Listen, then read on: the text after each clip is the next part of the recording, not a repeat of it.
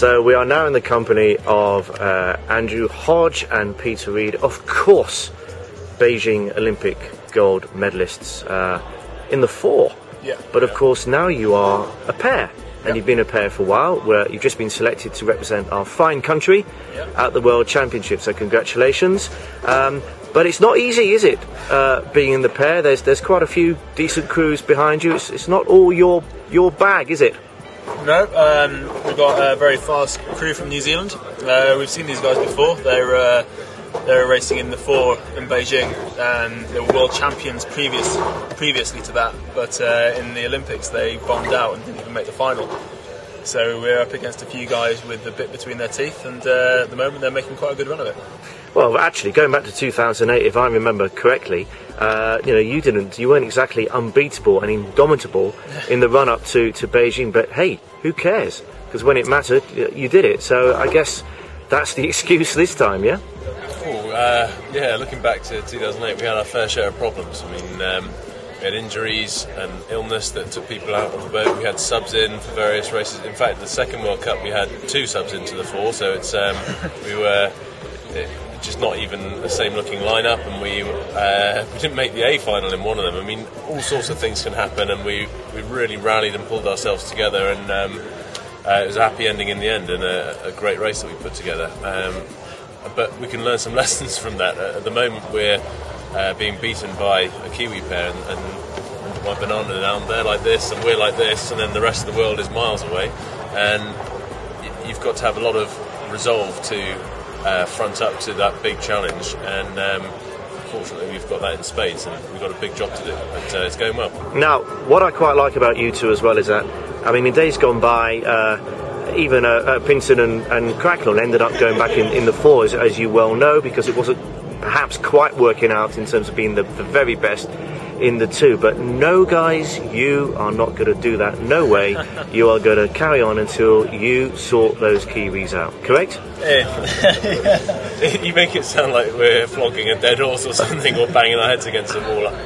I don't see it like that at all. Of course, we've been beaten, but we've moved on significantly, and we had our fair share of bad luck, our fair share of training hard through the last 18 months or so, and it's not like we're staying in the pair because we really want to get these guys and get revenge, and then we can move on to an easier event. It's not like that. This is the fastest boat that heavyweight men can put together, and it makes sense to stick with that. And come the Olympics, all the events are going to be tough, and if we think we've got the best chance in the pair, then it's surely got to be a good option. And we leave that to Jürgen. He's the guy in charge of making those decisions. But I mean, I really back us. I think this is a great opportunity. Yeah, just to clarify, chaps, no, absolutely, you are the best pair in Britain. You've been there, you've done it before, and I'm sure the Kiwis will be very aware of that. Now, you're going to their patch, their water. It's going to mean a lot to them, obviously, but 2 years on, it's here. Well, not here, but just down the road at Eton, the London 2012 Olympics. Now, you know, you've won a gold medal. In fact, you've won countless world championships as well. It's a big ask, isn't it, to do what you do? But just tell us about that lure, the flame that's dragging you towards London 2012. Okay, I've been in this sport now for 10 years, and I've raced in front of my home crowd twice now, and both times have been enormously memorable. It's been a very special moment. The bottom line on a colder level is that it's just a 2k lake. You know, it's just a bit of water, and it's just some guys going out there to race for their lives. What will be amazing is the pride I'll be able to, you know, not only having myself, but hopefully for my friends and family, to do it on home water, to do it in front of a home crowd. That's something really, really special. And they talk about the home advantage, but if you look at the results, I think a home advantage can often be a home distraction as well.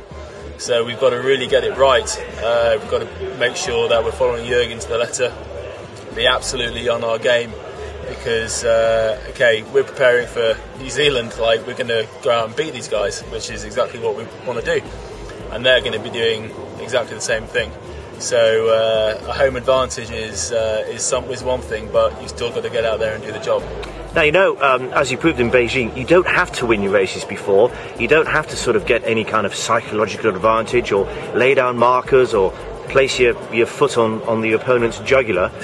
However, having said that, you know, you've got the world champs on their water in New Zealand coming up. You've obviously got world champs next year as well. You've got World Cup races. I mean, is it important to I don't know, get a sort of a winning streak to get an edge, or did Beijing prove not necessarily? I just want to win. Yeah, I don't need a winning streak or anything like that. But we're not in this to pick up silver medals. We're in it for gold medals, and we're both winners. We've got such a good fighting attitude, and when we're lined up side by side against another pair from Britain doing a piece, we want to win. It's not just about the Kiwis and the home water and the World Championships.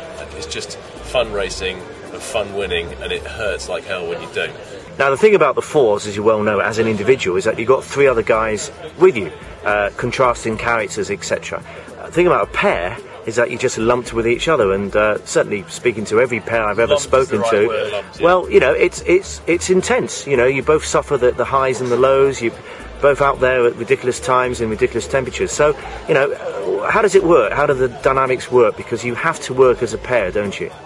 Well, more of 3. I mean, Jürgen's absolutely key in this, and he's always there.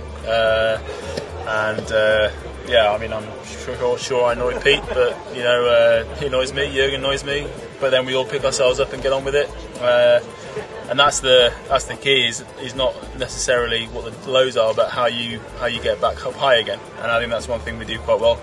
But what is it, Peter? Is it opposites attracting? Are there annoying similarities? I mean, how do you work as a partnership without sort of falling out? I don't think you do work in a partnership without falling out. It'd be a lie if we were, you know, best mates every second of the day. But we spend on training camps. We spend 24 hours a day together for the whole camp. And when we're here, you know, we go home to our houses, but we're here before the sun rises almost, and it will be soon, every morning, and we see each other all day, and we sit a metre away from each other in the boat for hours on the water, and we talk to each other all the time. And it's important for me that we do get on well, and we're lucky we do.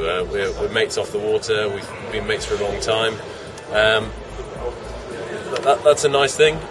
we rarely fall out. If we do, it's over something stupid, and it's sorted out very quickly. How do you sort it out quickly? Did somebody shake hands? Is there a text an hour later? Flowers, chocolates? I sort of sulk for a bit, and Andy goes a bit quiet for a bit, and then come to training and usually we just get on with the next session. Just get on with the next session. Have a good outing, and then we're like, fine. Yeah, fine, all done. Right, good. Yeah. Let's get back on it. So a little while to go yet before you're actually hopefully starting in the final of the pairs, and I mean, a lot of hard work between now and then. In one sense, it's just around the corner, but in another sense, I know you boys, this is when often you can turn things around if you need to turn things around.